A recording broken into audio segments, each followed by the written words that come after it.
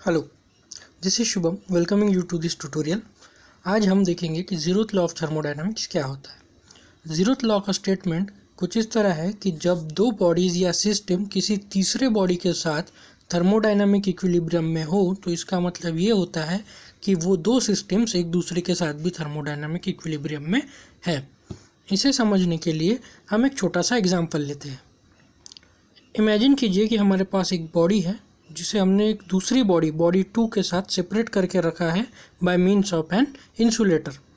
अब इस इंसुलेटर की वजह से इस डायरेक्शन में कोई भी हीट ट्रांसफ़र नहीं हो सकता है।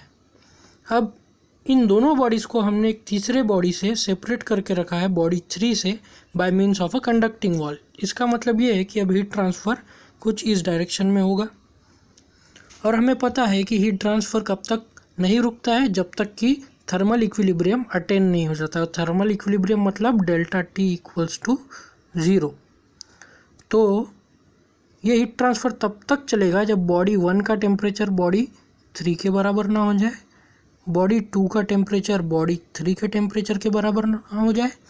और 1 और 2 में तो हो नहीं सकता, लेकिन अगर इन दोनों इक्वेशन को ध्यान से देखें तो हम कह सकते हैं कि T1 is equals to T2।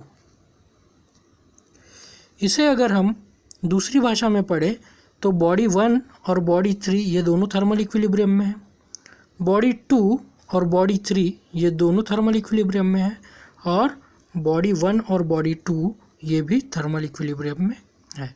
यही हमारा ज़ीरोथ लॉ ऑफ थर्मोडायनामिक्स कहता है।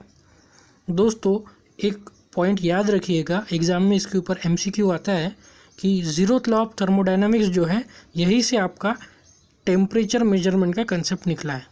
तो अगर क्वेश्चन आता है कि टेम्परेचर मेजरमेंट का कंसेप्ट कौन से थर्मोडायनामिक्स लॉ से आता है तो उसका आंसर रहेगा ज़ीरोथ लॉ।